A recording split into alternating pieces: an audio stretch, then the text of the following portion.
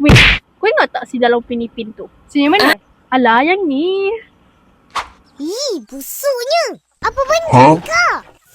Ih, Itu air baja. bau macam di ayam.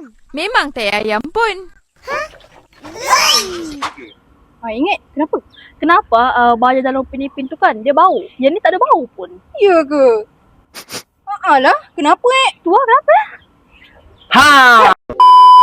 Yang dalam cerita Upin tu baju organik. Yang ni baju kimia. Kalau nak tahu, kita tengok atas. Mari kita belajar tentang baju organik dan baju kimia.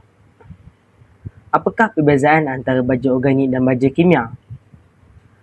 Baju organik merupakan baju semula jadi yang dihasilkan daripada rebutan bahan tumbuhan atau najis haiwan yang kaya dengan nutrien penting seperti tai ayam, ampas kelapa sawit dan sekam padi. Baju organik berbau disebabkan proses perebutan bakteria yang menghasilkan gas berbau.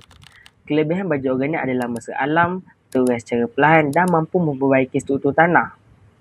Manakala baju kimia ialah produk buatan kilang yang dihasilkan daripada bahan mineral atau sintetik untuk membekalkan nutrien penting. Baju kimia tidak berbau kerana ia adalah nutrien kimia asli atau sintetik tanpa penguraian biologi. Kelebihan baju kimia ialah nutrien yang tepat, cepat bertindak dan kesan yang segera. Jenis-jenis baju kimia ialah baju tunggal, baju sebatian, baju campuran dan baju lengkap. Oh, macam tu. Got it?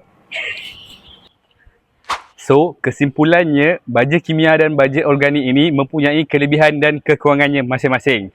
Tetapi, kalau kita nak dapatkan hasil yang lebih baik, lebih mantap dan lebih cantik, kita boleh gunakan kedua-dua baja kimia dan baja organik ini sekaligus.